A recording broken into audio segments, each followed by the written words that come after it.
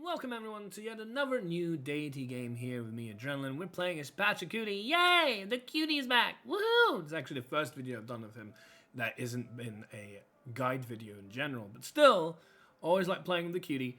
And we have the same usual game modes. We have Monopolies and Tech Corporations, we have Tech and Civic Shuffle, as you can see here. Disaster Level 4, we're on a continents map. We don't usually do that, but that's interesting. We'll see how that goes. Maybe a lot more land than I'm used to. And, you know, online speed, the usual goodness. And we have here a tile, which is a very strange, unusual tile. And this is usually a giveaway for certain information. With 2 food and 1 random bit of faith. So let's go check it out, shall we? It is not the mountain we conquer, but ourselves. But of course, a natural wonder within the first 10 turns, and of course that's always wonderful to see, because that will give us our archaeology boost, among other things. And Mount Everest is quite an interesting wonder, you know, like we don't know whether Yerevan is in this game. I always like going with random settings. I don't like trying to, you know, force certain issues. I like seeing when the game takes me, it adds to the replayability. So I don't know whether Yerevan is in this game, because I haven't made sure that they are. That would be the defining line to whether we turn this into a religious game. However, because it is still fairly early within the first 10 turns, but it is still a pretty cool wonder to get close to, maybe get a decent holy site involved. It is also a mountain, so I believe it also counts maybe for campuses. You'll have to confirm that with me. It doesn't actually call itself a mountain, even though it obviously is one. Not in that briefing. But anyway, we're definitely going to want to try and make the most of this. Maybe settle on this river. Maybe settle on these cotton tiles to increase the capital city growth, as well as maybe, you know, save a tile from not being able to build a district on that. And see what we can do with this. Okay, as we always do with the first time we're playing a new leader, let's talk about Pachacuti's kit. And let me show you exactly why I love working with Pachacuti here. He's one of my favorite leaders. And I even buffed him, even without the buff, so I was still very happy about him. One of the big reasons why is because look how much there is to work with. One of the big things I always care about is, do I have access to era score? Can I manage that? It's not easy to manage era score. A lot of the time, you know, you have to kind of like research it and like figure out all these weird various things that you can do to buff your era score, like making sure that every single strategic resource has a unit for it, if in case you need a little bit of a buff. With this guy, I've never ran into such problems because there's always such plentiful, bountiful options that give you 4 era score each, because look at how much specialists he has. Wonderful civ to work with. Anyway, Chapak Nan. Domestic trade routes gain +1 food for every mountain tile in the origin city, which should be quite a lot. And I do love my domestic trade routes, so that's already great. Gain the Chapak 9 improvement when foreign trade civic is discovered. And of course, if you know, foreign trade is one of the very first ones that you ever get. It's in the ancient era. I often don't get the boost for it, because how often do I find another continent? Can sometimes be, you know, 40, 50, 60 times. Maybe even need a galley to find another continent. You know, like, it depends. But sometimes you get it early. Sometimes you get it turn 1 because you're right on a continent split. But the point is, this is still very nice. That plus food is great for generation. And he is a great civ, like the Khmer, for growing your population, for growing your city strength, which is a huge deal across the board whenever WinCon you end up going for. Mit-ah. I hope that's probably pronounced it. Citizens may work mountain tiles. I always find this very strange, by the way. You kind of get a base yield from any tile, even if you're not working it, and then you get like almost like a second helping if you have citizens working it. And this is interesting because, of course, we're going to talk about the production mountain tiles. Mountain tiles provide +2 production and additional 1 production when the game reaches the industrial era, +1 food to mountain tiles for every adjacent terrace farm, which is very nice. And we'll talk about terrace farms in a bit. But do we not get that until a citizen works that mountain, or are we getting that already and then another lot of maybe +6 total up to when a citizen works a mountain tile? It's very weird. Anyway, Warak Ak, the Incan unique medieval era unit that replaces a skirmisher, stronger at ranged combat than the skirmisher, and critically +1 additional attack per turn. Now, I think there's a boost that you can get for the Scout Recon class, as it were, which allows you to move after attacking. And, you know, while your scouts, recon, warakak, may not be your strongest unit, that seems incredibly powerful. Like, usually +1 additional attack might be something you get if you complete an entire skill tree of another unit. Mind you, they'll have stronger, higher attack value, but still, an additional attack seems absolutely nuts. Especially the way this game works, because as you do damage, you do more damage. So it will have a boost from the previous attack, won't it? So very, very, especially when they're ranged as well, like very, very nice, because you won't be taking any damage from the interaction from the first one. But anyway, like, I think this is a really cool unit. I'm not a military specialist. You'll have to let me know how good it is. But I really like the look of this guy. If I liked military more, maybe in Civ 7, I definitely would be interested in someone who could do 2 attacks per turn. Chapak Nan unlocks the builder ability to construct a Chapak Nan unique to Pachacuti. Acts as a movement portal on the mountain range, allowing units to move into it and exit from another portal at the cost of 2 movement. Trade routes traveling through it can multiply the gold they get from districts at their destination, can only be built on an adjacent mountain tile, cannot be pillaged or removed. The interesting thing that it cannot be damaged in like pretty much any way, apart from maybe, well, I don't know if it can even be manually restored. But the point is, why are they talking about portals when discussing something that we all know, which are mountain tunnels? Why don't they just say tunnels? It's very strange. I mean, this works exactly the same way as tunnels, right? It might have that additional gold benefit, but as far as the movement's concerned, it's just like a mountain tunnel, correct? I think so.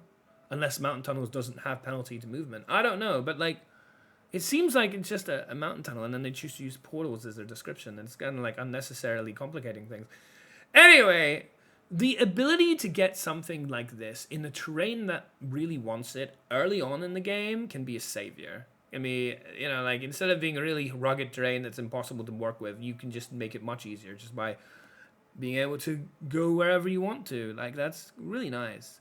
However, again, what's kind of weird is when you make this, the first one isn't really going to portal you anywhere other than the other side of this mountain, right? Whereas once you make a second one, then if it's connected in like a range, then you can use it. Because otherwise, what happens if you try using when there's only one of them? Can you use it when there's only one of them? Or do you need to like first make the second one? Anyway, semantics aside, it's nice to have yet more opportunities for very easy era score. Terrace Farm. Unlocks the builder ability to construct a terrace farm unique to the Inca. +1 food, provides +1 housing, which is massive. One of the big reasons why I actually prefer the Armagh improvement to, say, the Leventa improvement, which is against the grain for some people, is in part because of that housing. The housing is huge. Often the biggest 2 factors to stopping a city from growing is either housing or food. This providing both is massive. +1 food for each adjacent mountain tile, +2 production for each adjacent aqueduct district, and receives +1 production if adjacent to fresh water and not on an aqueduct district. So it's a substitute. Additional food as you advance through the civics and technology tree for adjacency with other terrace farms. Can be placed on grassland hills, plains hills, and desert hills. Now, it talks about adjacencies with other terrace farms. Usually, I tend to save builders for other more important matters, whether that's chopping for wonders and other things for production, or whether that's, you know, even projects when you have the Royal Society and things like that, and you can advance science races, or even construct districts like the spaceport with Montezuma, things like that, rather than improvements. In general, I'm not that much of a fan of using my builder charges, which are quite, you know, valuable to me on that kind of thing. But there's still, even the occasional one, just to provide that extra bit of housing, can be really, really nice. And here we have it, our second city is about to be formed with our settler here.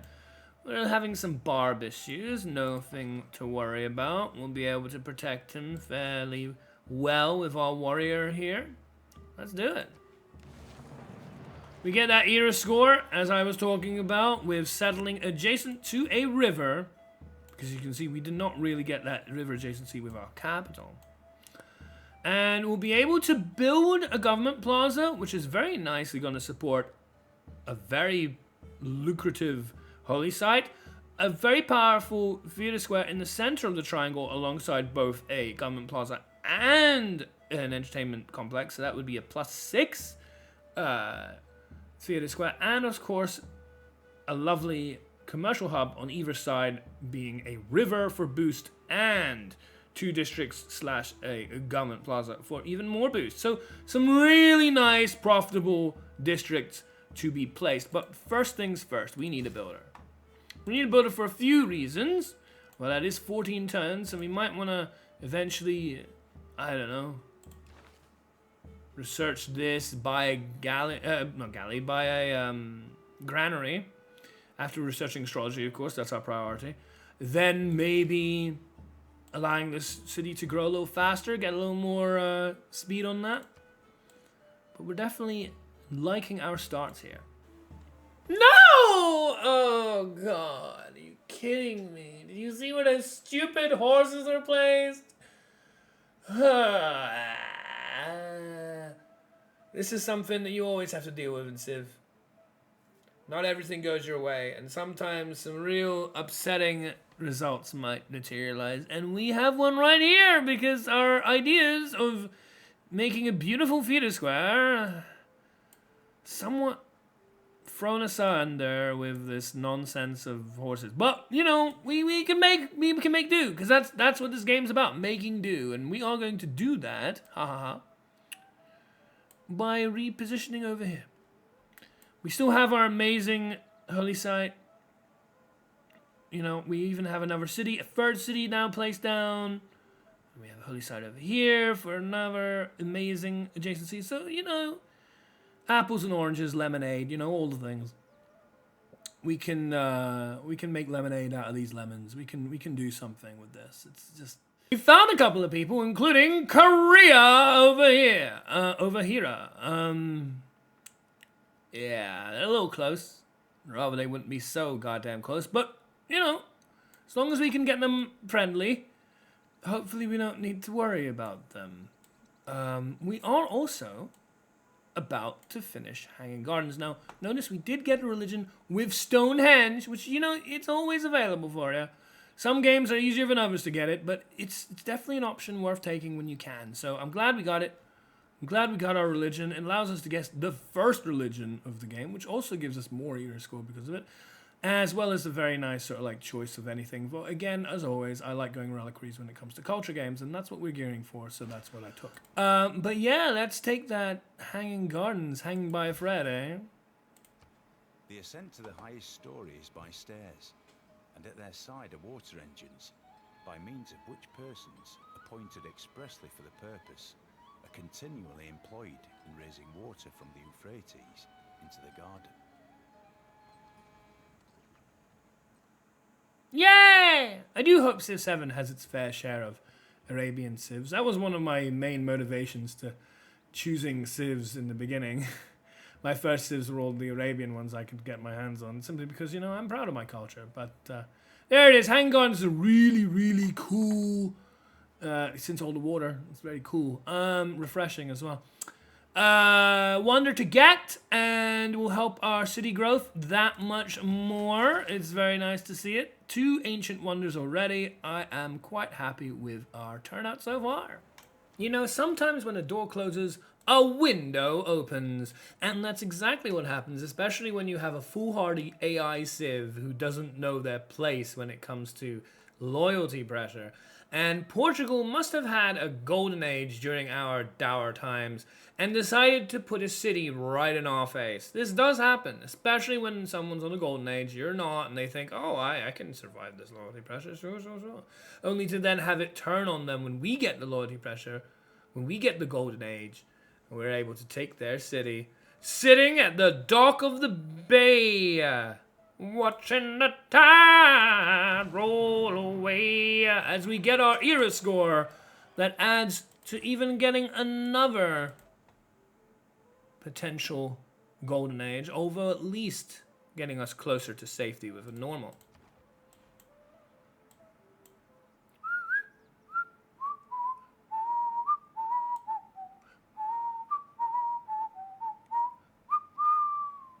We also have a bunch of other lovely wonders with a statue of Zeus.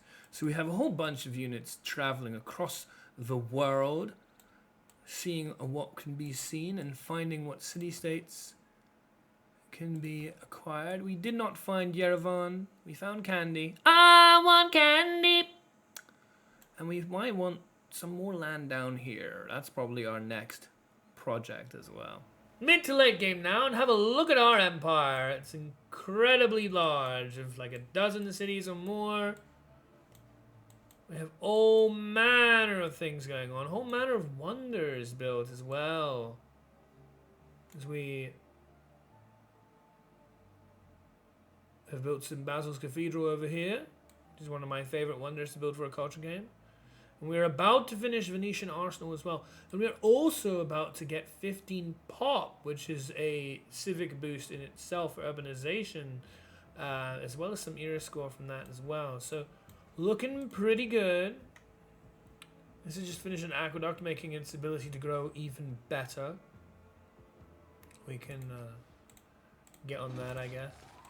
We don't usually build industrial zones in culture games, but in this case, it depends on the surrounding land. I'm not going to use any of this for necessarily anything else.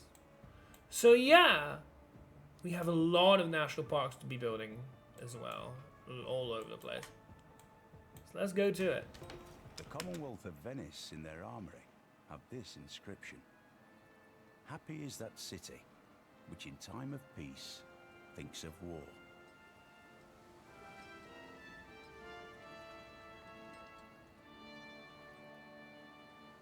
And speaking of the odd industrial zone in a culture game, there it is, the Venetian Arsenal, one of several wonders that can only be built thanks to having an industrial zone. So there it is. Very nice.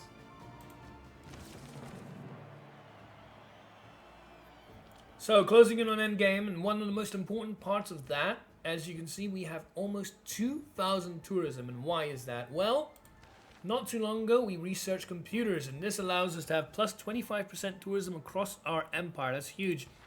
And in the coming turn, we will get yet another plus 25% tourism for environmentalism. These two research, tech, civic, what have you, are really the goal for a culture game. You want to be hitting both of these and making sure that you get that increased boost to your overall tourism. It doesn't give you the details for some reason, unlike like say gold here, but trust me, a lot of this number is coming from these two values, and of course,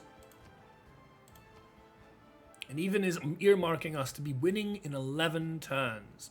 We are having a considerable lead over everybody else. Our home domestic tourists aren't necessarily as high as some people, but our foreign tourists are already matching Amanitore, well higher than Coupe, and we should be closing in on the game. Well, there it is. After 160 turns, you can see that we have made it to the end game. One more turn. When I click the end turn button, we will have a victory of Pachacuti in culture. But first, let's have a look at our timeline. Let's just see what happened in this game, shall we? Obviously, the Mount Everest was a pinnacle, a central point of a lot of what we were doing in this game. And getting our couple of cities, if not 3 cities, pretty much around it, surrounding it.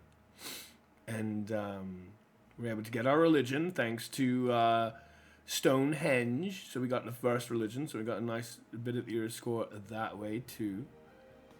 We avoided the Dark Age, which I don't know if necessarily that was the right play, because sometimes, you know, you can always go for a Dark Age to try and get Heroic the next, given it's early and you get Monumentality and maybe some other things. So having said that, you don't really want to get Exodus Evangelist and Monumentality, because you want to save that faith to buy civilian units like Settlers and not really spend it on, you know, religious units like Apostles and such. We've got the Hanging Gardens. Nice holy sites were being built in and around Everest, of course, so they got era score for being splendid and whatnot. Change of government. Ah, yes, even more benefit from settling nearby Mount Everest, of course. The Chapak Nan, as I said during the kit talk of Pachacuti, one of the many aspects to get era score, which allowed us to get these two, which then allowed us to earn a golden age. You see that? All be right there in front of you. The proof in the pudding of how you get era score easily with Pachacuti. into a golden age. And all this sort of stuff, meeting other people and whatnot, getting Apadana. The barbarian camp, refining. Ooh, taking Beja, sitting at the dock of the Beja. You know, that was pretty nice. Getting a nice harbor as well. Getting the specialist unit, the Warak Ak, which I was talking about, the second attack seems really nice. And the terrace farm as well. And that allowed us to get yet another golden age. You see, like, you have Tamar and her ability to keep getting your golden ages because you have the normal age boost as well. But you can also just do it by having a nice, plentiful supply of specialists to then succeed into yet another golden age. You know, like, that's just how powerful something like Pachacuti really is. But, yeah, freeing suzerainty and such. This is for specifically the first suzerainty. Commercial hub. More districts being built. They're all high value. So had a lot of opportunities. Of course, arguably, especially if you're first. We weren't first. But arguably the greatest era score boost can be +5 from traveling the world. Giant's Causeway. Getting the religious boosts, knowing how ways to get era score is always nice and useful. New eras. This is also always interesting to use. Get at least 1 unit per different type of strategic resource. You get yourself a little more. Great people, wonders. Of course, we've been building wonders, more and more wonders. Avoided a dark age. Thanks again, all those wonders. And then now we start the national parks. And of course, the national parks will keep coming through because you always build a ton of national parks in a culture game. More districts and such. New government. Earned another golden age. See, look how many golden ages we earned this game. It's crazy. In the spy. That's a nice boost as well. More national parks. More national parks, more national parks, more national parks, more national parks, more national parks, more national parks, more national, and so on and so forth. That's the real national park boost, which is kind of after the first phase of wonder building. And then we get to the end. Woohoo! Alright. The worth of a culture is not measured by its accomplishments, but in how those accomplishments last. How they are remembered. The beauty that you have inspired our people to create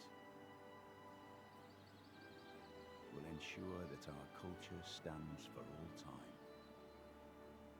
Yay! There it is! I hope you enjoyed the video, and if you did, don't forget to like it, follow the channel, subscribe to it, maybe leave a comment below. Again, I always say this because, you know, I need your guys' support in order to be able to know what to do to make these videos even better. So I very much want, you know, some input. And hopefully you're welcome to and willing to oblige. But till next time, everyone, all the best. Bye-bye.